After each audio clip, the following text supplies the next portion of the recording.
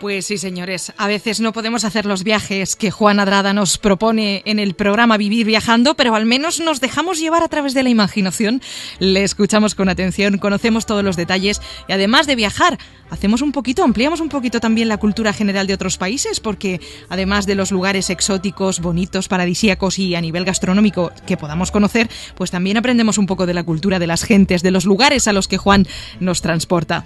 Querido Juan Adrada, bienvenido de nuevo, buenos días. Ya estamos una semana más aquí acompañando a nuestros oyentes y me resulta curioso porque hemos hecho en estas últimas semanas destinos, yo decía, exóticos, y así es el nuevo destino al que nos vas a llevar. Pues sí, esta vez lo que pasa es que el exotismo viene dado por las palmeras, la arena de la playa y el ambiente hispánico que tiene pues toda la isla, ¿no? Porque nos vamos al Caribe. Nos vamos al Caribe, fíjate. Al Caribe, sí, pero es un Caribe especial, ¿eh? Porque es un Caribe que tiene tantos tintes hispánicos como norteamericanos. De hecho, es una isla que está bajo la protección de Estados Unidos, que es Puerto Rico. Puerto Rico, señores, ahí nos vamos. Yo tengo un amigo, Juan, tú dices que efectivamente es un Caribe diferente. Yo tengo un amigo un viaje que hice a Punta Cana, que me dijo, pero mira que eres hortera, ¿cómo te vas a Punta Cana? Y ahí nada más que van los horteras. Y me quedé así mirándole como diciendo, pues hombre, creo que te estás pasando a 7 pueblos.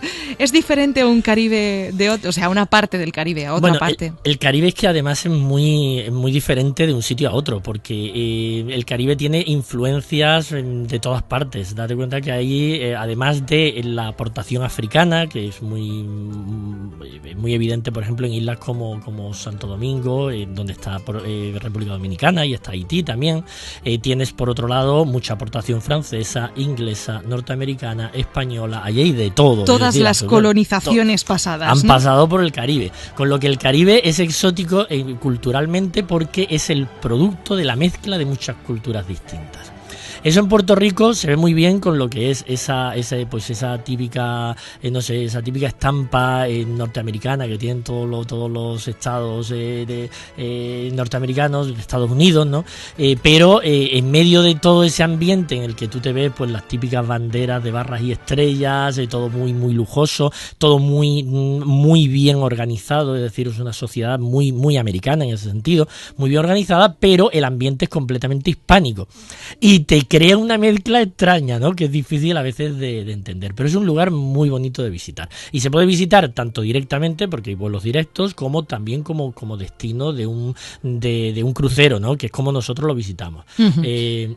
Porque efectivamente la zona del Caribe es uno de los lugares más bonitos para visitar a través de un crucero, porque vas viendo, ¿no? Vas viajando un poco por todo lo que es la fachada marítima de determinadas islas maravillosas como la de Puerto Rico y puedes hacer escala un día en una, otro día en otra y vas visitando todos los lugares. ¿A ti qué pasa? ¿Que lo que más te llamó la atención fue Puerto Rico de ese crucero? No, visitamos muchas cosas. Puerto Rico me llamó la atención especialmente por ese contraste que te decía antes, pero es que de por sí San Juan de Puerto Rico es una ciudad extraordinaria. Con mucha vegetación, ¿no?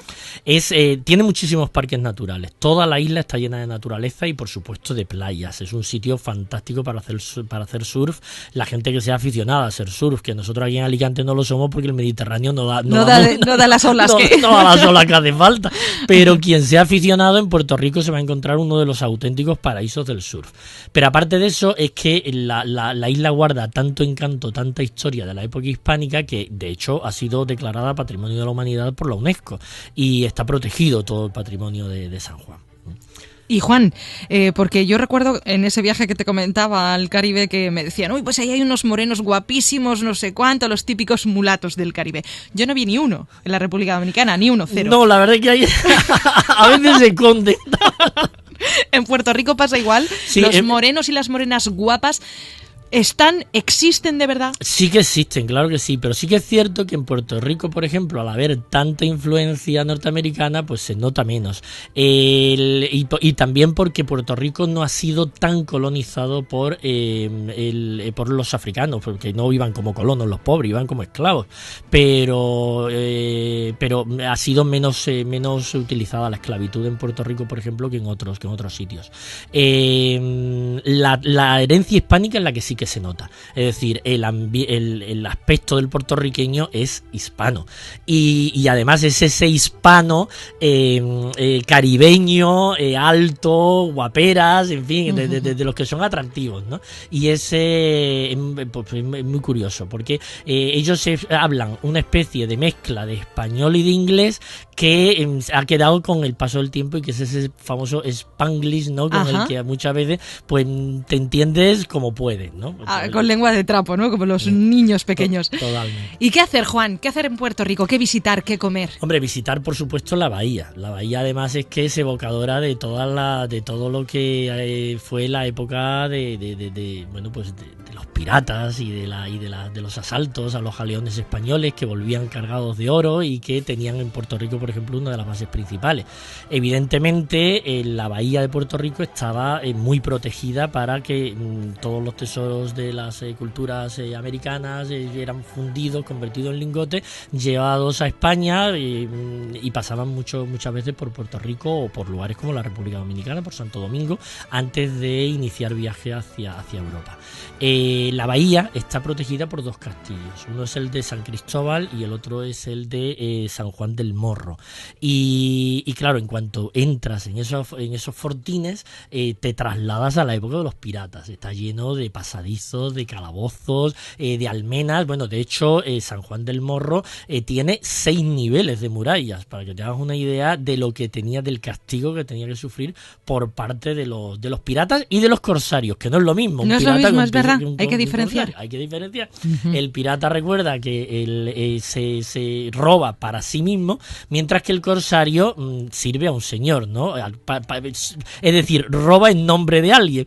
En este caso, los que nos robaban eran los ingleses, entre ellos el famoso Sir Francis Drake, que servía a la reina de Inglaterra, servía a Isabel I, y que llegó incluso a invadir las costas de Cádiz. Imagínate el atrevimiento que no llegaban a tener. Pero bueno, pues todo ese ambiente evocador de los grandes galeones con 100 cañones por banda, ¿no? El viento en popa, a toda vela. El poema de Espronceda, pues todo esto se evoca perfectamente en Puerto Rico. Puedes pasear por sus calles y ver pues antiguas casas solariegas, y te parece que te has trasladado al siglo XVI y que lo único que te hace falta por allí es pues eso, la taberna en la que entrar a beber, porque en realidad en Puerto Rico lo famoso no es la comida, sino la bebida. ¿Cuál es la bebida característica de Puerto Rico? Pues la bebida de los piratas. Como en el resto ron, del Caribe. El ron, efectivamente. Y el ron hecho con caña de azúcar, que es una exquisitez, pero auténtica. Estarán de acuerdo los oyentes en que el ron que se bebe en el Caribe no es el que viene después aquí, ¿eh? Aunque por mucho que digan el ron de Cuba, el ron de la República Dominicana, el ron de... No tiene nada que ver. De hecho, uno de los rones más exquisitos que yo he probado fue precisamente en Haití. Y uno diría, pues Haití no es precisamente famoso por exportar ron. Pues no, es un ron local que solamente beben ellos, pero que está exquisito, que nada que ver con el que se comercializa. Delicioso, totalmente. Y esa imagen que tenemos del Caribe con pequeñas casitas hechas un poco de aquella forma, ¿no? Muy débiles, un poco de uralita, un poco de madera, un poco... ¿Eso es así también en Puerto Rico o no? En Puerto Rico no especialmente, aunque en las zonas rurales indudablemente en todas partes tienen ese aspecto las casas, pero tienen un porqué, es decir, no siempre el que las casas sean endebles y tengan techos de uralita es signo de pobreza. A veces los techos de uralita son simplemente prácticos porque saben que en 2 o 3 años va a venir un huracán y se los va a llevar. Entonces, ¿para qué invertir más? ¿Para qué invertir más, efectivamente? Y así es como muchas veces se construye con materiales muy ligeros, porque sabes que uno ya tiene asumido que cada 3, 4, 5 años aparece un huracán y se va a llevar el tejado. Y entonces se vuelve a poner otra vez conforme el huracán se lo ha llevado, ¿no? Pero aún así hay que reconocer que Puerto Rico sigue siendo un estado norteamericano, aunque sea simplemente un protectorado, porque la asociación de Puerto Rico a los Estados Unidos es muy moderna, es de los años 50 y además fue voluntaria, es decir, los puertorriqueños pidieron poder incorporarse a la Unión.